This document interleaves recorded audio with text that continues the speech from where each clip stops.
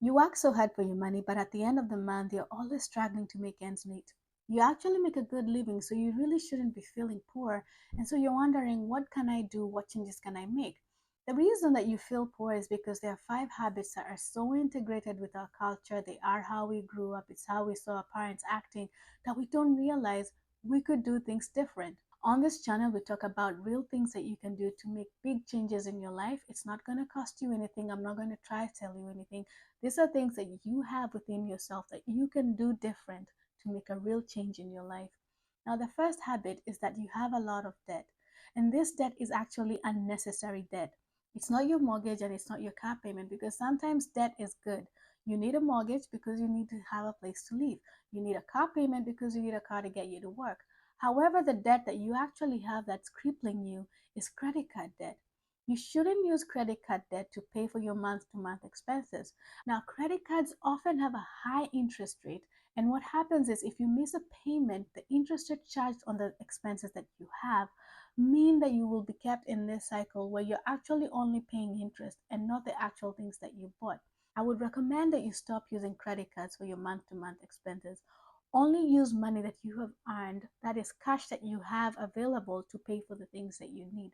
If you can't afford to pay for something with money that you have and that is cash, then you shouldn't be buying it. And that's because we have this culture where we think, because I want something, I should be able to buy it. And so you use credit cards to buy it. And then you're caught up in this race where you always feel like you're catching up, even when you're making good money. So stop using credit cards, pay off what you have now, and start afresh using money that you have earned to pay for the things that you actually need. The second bad money habit is that you don't have a buffer. What does this mean? It means that you haven't saved 3 to 6 months worth of expenses, so that if anything was to happen to you where you get laid off, you get fired, you wouldn't need to borrow money to sustain yourself.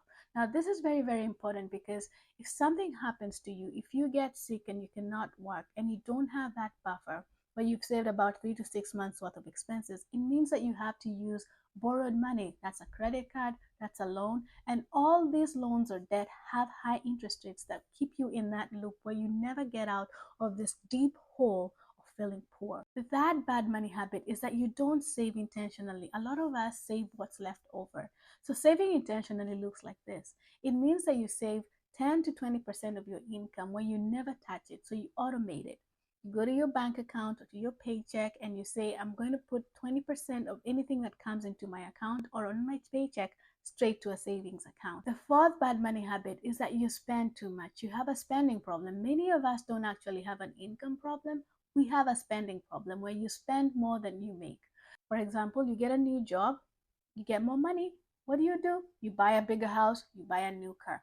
That means you never ever stay ahead of yourself, because you're not living below or within your means. I'd recommend that you start thinking about cutting back your expenses and actually living below your means. How does this look like? It means that, for instance, if you could afford a $500,000 home, maybe don't buy the $500,000 home. Find a home that works for your family that's a lot cheaper than that. And that means you put more money in your pocket towards things that actually generate wealth for you. A lot of people may find this difficult because we are in a culture where we want to look good, we always want to be flashy. However, if you can live below your means, you may not have to work as long to sustain your lifestyle. The last bad money habit is that you don't invest. A lot of us wait until it's too late to start investing. How does this look like? You want to wait until you're 50 to start investing, and by that time you have lost so much income in compounding interest because you waited too long. So I'd recommend at whatever stage you are in life, if you're younger, start investing now. Put your money in a 401k, put your money in a brokerage account, do your research, but start investing now. One key thing to understand about investing is that you can't save yourself to wealth. This means that your savings account will never earn you as much as you can with an investment. However you decide to invest, start investing now. Make sure that you're taking care of yourself and your future by putting your money to work for you.